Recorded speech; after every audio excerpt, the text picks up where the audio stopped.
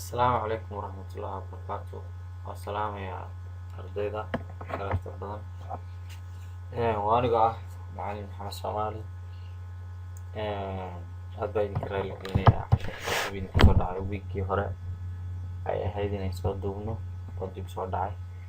insha allah wiigan labadooda lecture boo isoo raacan doonaa. mawduuceena ama lecturekeena aan maanta qaadanaynaa waxaa loo yaqaano coursekeena waa biostatics. waxaanu ka qaadanaynaa chapter 1 ayaan ka qaadanaynaa insha allah. waxba sii gelgeli mayno, howlo kale sii gelgeli mayno maadaama duubistu aysan markay waqti dheer qaato aanay waxba dirsameynin. way soo koobkoobinaa insha allah. casharadu hadday soo koobkoobmaan hala yaabina, maalinba in yaroo kooban lasoo diro. waxaan filayaa biostaticsku xisaabaad baa ku jira. xisaabaadkaasina waxay u baahan yihiin in lagu fahmo samuuradda. uma malaynayo inay halka ku fahmaysaan, mana ku qaadan karno, laakiin inta theoryga bayn bal soo horeysiinaynaa. theoryga ayaan soo horeysiinaynaa qaadanaynaa insha allah bismillahi kariim. introduction to biostatics chapter 1 kabanteena. what's the statistics? waa maxay statistics?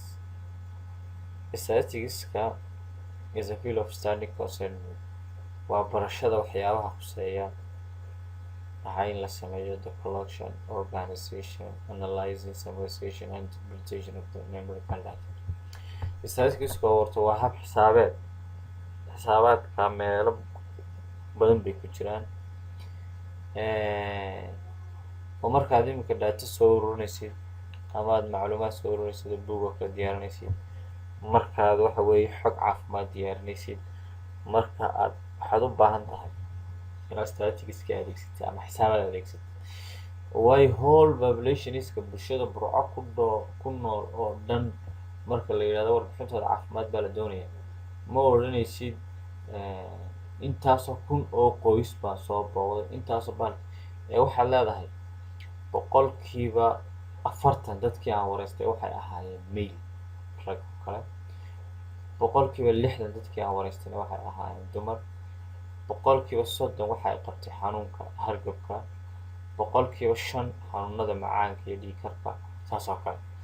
saa u samayso waa inaad xisaabaad adeegsataa oo aad raacdaa xisaabeed.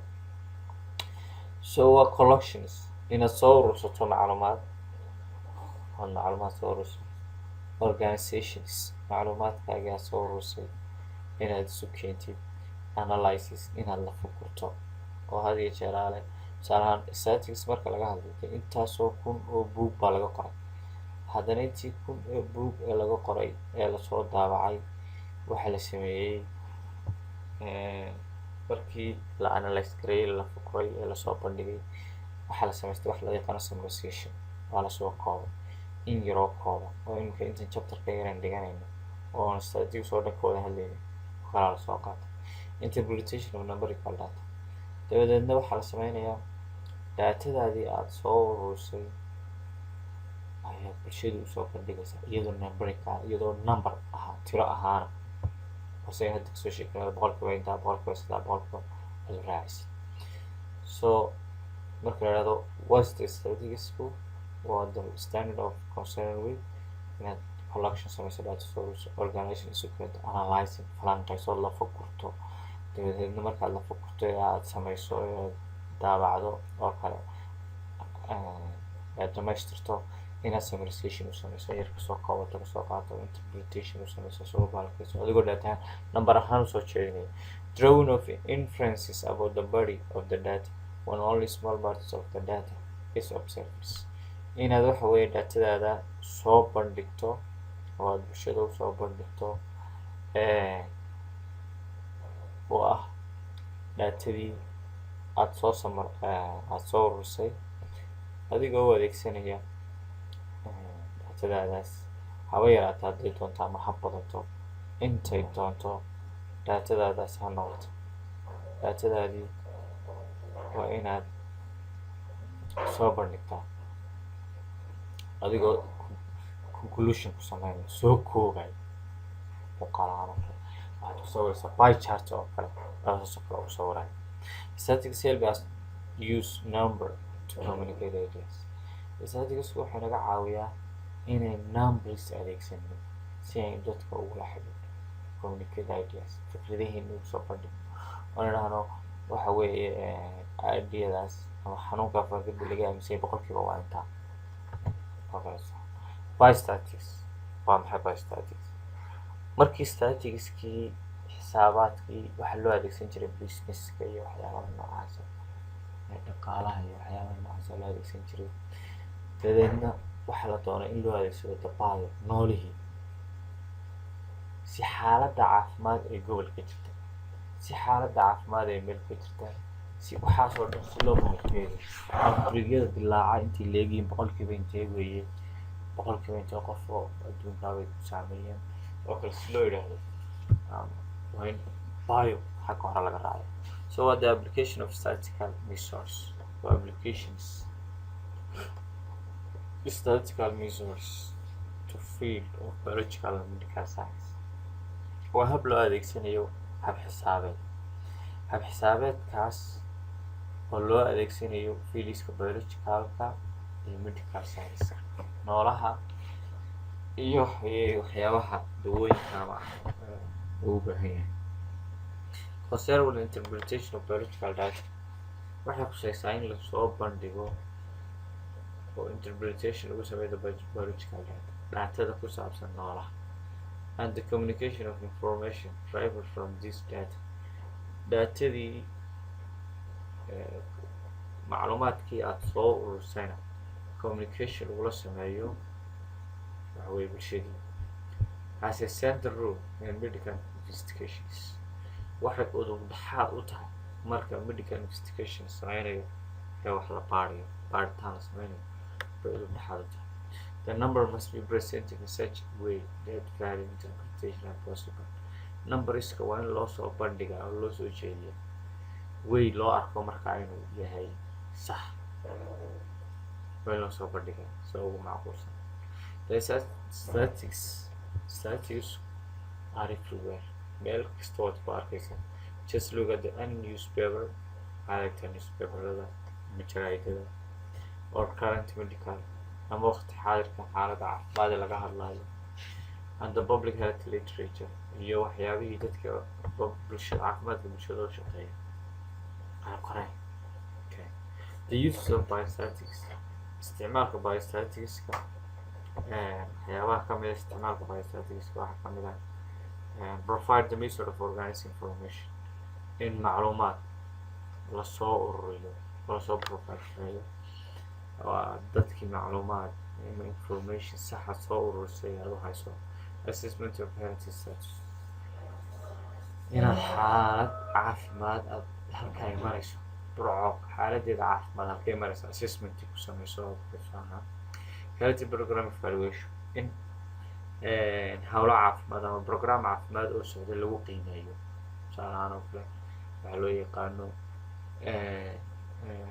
talaalka oo kale marka la bixinayo in la yidhahdo programkii talaalku siduu u socdaa, boqolkiiba boqol baa, boqolkiiba toban baa, boqolkiiba labaatan baa, boqolkiiba soddon baa, intaas waxaa loogu soo qiimeeyo. Resource allocationska waxyaabaha la haysto markaas, dawooyinka oo kale la haysto, medicalska la haysto, kheyraadka markaa la haysto oo kale in lagu cabiro.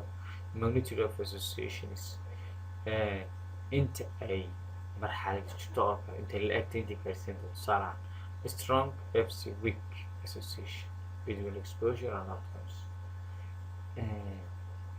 awoodda ay leedahay stronga iyo weaknesseska ay leedahay waxa weeye between the exposure and outcome.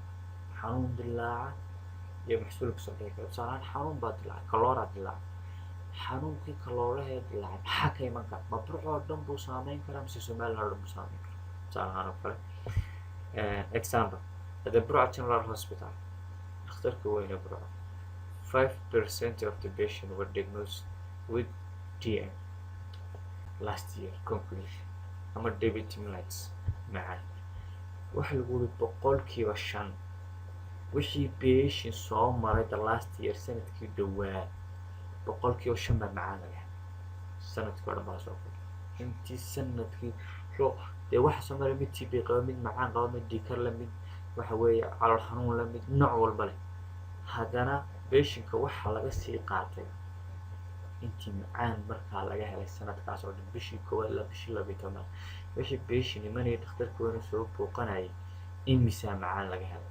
boqolkiiba 5 dadkii meesha yimid boqolkiiba 5 baa laga helay debit minutes-kii macaankii marka la soo koobo dhaqaatiirtu are 3 times more likely to have myocardial infarction than non-Jews. dadka qaarka cunaa waxa ay 3 meelood uga fudud yihiin ama uga halisan yihiin ama inuu ku dhaco ay u nugul yihiin waxa weeye myocardial infarctions waxa loo yaqaano naxanuun the non-Jews marka loo eego kuwa aan hayn prediction saalahaan oo kale saadaalin oo the antibiotics reduce the duration of viral throat infection by 1 to 2 days prediction antibiotics waxa ay hoos u dhigaan muddada uu socon karo infections ka dhaca qofka cunaha maalin ilaa 3 cisho ay kusoo gabagabayn karaan oo ay ku dhamayn karaan marka qofka cunaha assessing risk factors in assessing lagu sameeyo la ogaado la baaro the risk factors the risk factor ku jirta soo sidee loo ogaanayaa waxa lagu ogaanayaa waxa la cause and effect relation cidda uu saameeyay xanuunka ku dhacay iyo waxa sababay relationship ka dhacay relationship noocyada ka dhaxan kara qofku markuu xanuun ku dhaco waxa la qofkan xanuun ku dhacay markii horeba immune systemkiisa hoos u dhacsan oo daciif ahaa maadaama immune systemkiisa uu daciif ahaa wuxuu riski ugu jiray inuu xanuun ku dhaco so relationship ka dhaxaya waxa weeye inuu xanuun qof ku dhaco uu saameeyo oo immune systemkiisa hoos u dhaco evaluation of new vaccine drug marka la qiimeynayo vaccination cusub oo la soo saaray talaal cusub oo la soo saaray what can be concluded if the proportion of people free from the disease is greater than among the vaccinated than the unvaccinated maxaa la ugu soo koobi karaa ama la odhan karaa haddii xaddiga dadka xanuunka ka madaxa bannaan ay ka badan yihiin weliba kuwa xanuunka madaxa waa kuwa la tallaalay ee xanuunka ka madax bannaan ay ka badan yihiin kuwa aan la tallaalay ama kuwa la tallaalay uu ka badan yahay kuwa aan la tallaalin oo xanuunka ka dhici og yahay maxay noqonaysaa dad minis waxa looga jeedaa tusaale ahaan ciyaalka yarar ee jadeecada laga tallaalo iyo kuwa aan laga tallaalin ma isku mid ba waa maya sababahan isku mid ahayn waxaa ka mid ah ilmaha jadeecada laga tallaalo waxa dhacda in jadeecadii markay ku dhacdo ilmi yar ama finan ay kasoo yaacaan aan wax dhibaataa dareemin iska soo laakiin ilmaha yar ee aan laga tallaalin jadeecadii markay ku dhacdo dhulka dhigtaa barlaati bay ka dhigtaa how affects the vaccine drug sidoo kale in la ogaado dawadani ama tallaalkan saameyn intii leeyahay is affected due to the Chinese or some bias ma waxa weeye waxa uu leeyahay waxa uu saameyn ku yeelanayaa oo uu saameyn ku keeni karaa waxa loo yaqaano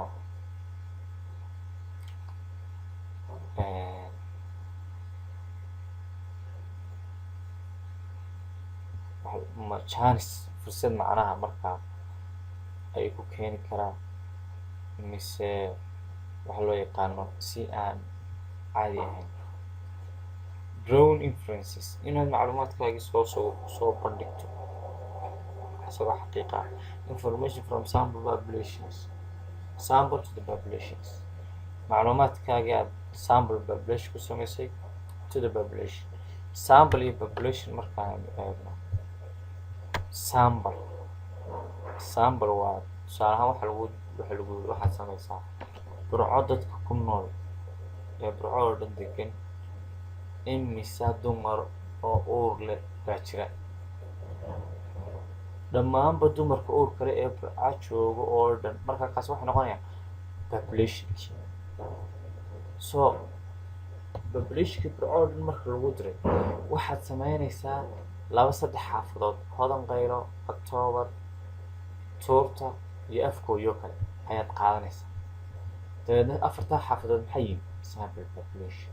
samplekaas muxuu u taagan yahay whole population u taagan yahay oo u matalaya oo tiradaa yaree dadka hadhow marka aad observation waxaad leedahay maxsuulka kuu soo baxa dhammaanba dadkii burca ku noolaa xaaladooda nooca bay ahayd. what does biostatistics covers? biostatistics waxay cover gareeyaa maxaa la sameeyaa the best way to learn about the biostatistics is the flow of research from the inception science to the final populations. inaad raacdo wadada ugu wanaagsan ee biostatistics aad ku baran kartaa waxyaabaha ku saabsan waxa weeye inaad raacdo wadooyinkii ay raaceen dadkii researchka ilaa iyo inta aad ka gaartay the final populations. tusaale ahaan researchka waxaad ku samaynaysaa balaankiisii qorshihiisiina soo dejisa. marka malaria ku samaynaya malaariyada aan ku samaynaya aageebay u badan tahay ama u badnaan kartaa un tegaya. dhisaynkii inaad samayso oo dhisaynkanayso tiraahdo su-aalaha noocaasa weydiinaya qaabkaasana kala weydiinaysa soo kala horeynaya. execution data collection macluumaadkaada sida u soo ururinaysa. data process habkii aad u raacaysay datada markaad soo ururinayso ma observation baad samaynaysaa oo soo dheendheynaysaa ma su-aalaad dadka weydiinaysaa ma telefoon baad ka garaacaysaa habkii aad u raacaysaa. data analysis habkii aad hadhow markaa datada soo urursato oo analyse garaynaysa. presentation habkaad soo diyaarinaysay presentation datadaadii buug dhan baabaad ka qortay buuggii dhammaa in yaroo kooban baad kasoo qaadanaysaa. interpretation then dadkaa la wadaagaysa hor soo bandhigaysa. markaa dadkii la wadaagtay ay ku qancaan ee waxaaga wax saxa noqdaan eed publication ku samaynaysa waad daawacaysaa jaraa'idada iyo meelaha eed ku sii daynaysa. so biostatistical thing contribute in every step in the research. biostatistical things inaad fakerto waa waxa weeye fikrad mar walba aad waxa weeye fikrada timaada waxay ka qayb qaadataa tallaabo kasta aad qaadayso oo because is research and plan it needs waxa loo yaqaano qorshe ayuu u baahan yahay. qorshahaas in laga fikiro ayuu u baahan yahay. the research design sidee loo design garanayo. we cannot stand all the subjects. dhammaanba waxyaabaha aan u baahan oo dhan stand kuma samayn karto. tusaale ahaan all the pregnant women dumarka uurka loo dhan or all people ama dadka oo dhan stand kuma samayn karto. that means ma baari karno ma wada ogaan karno xaaladooda. living in a different geographical area dad meelkooda nool. waxaan sameynaynaa sampling technique habkii aynu usoo dooranayna tiro yar oo kooban. xaafadda hodan qayla lay diro ama xaafadda qasabkaa lay diro ama xaafadda jarmalkaa lay diro. jarmalka marka lay diro waxaan leeyahay waxaan soo wareysanaya imsaad deganteen 1000 qof baa hadii doonaan degan anuu 40 qof baan kasoo wareysanaya. 40 qof taan usoo wareysanaya waxaan usoo wareysanayaa guri markaan wareysto 2 guri baan ka boodaya guriga saddexaad ku xiga baan haddana wareysanaya su-aalo weydiinaya. inclusion exclusion criteria maxaa ku jira maxaase ku jirin baa sidoo kale aad iyadana u dooranaysaa. sample size calculation sidii tirada dadka aad dooranaysa sidoo calculate garaynaysa aad xisaabsanaysa. standard designka aaga areadii aad ku sameynaysay habka u sameynaysay inaad design garaysato aad dejisato. measure data collection habkii aad u raacaysay datadaadana iyadana inaad dejisato iyo wixii lamid. marka insha Allah bismillahi kareem clipka waan dheereeyay halkaasaan ku joojinaya insha Allah kii dambana berri baan soo daynayaa insha Allah bismillahi kareem. aad iyo aad baan salaamayaa. assalaamu calaykum waraxmatullaahi wabarakaatuh.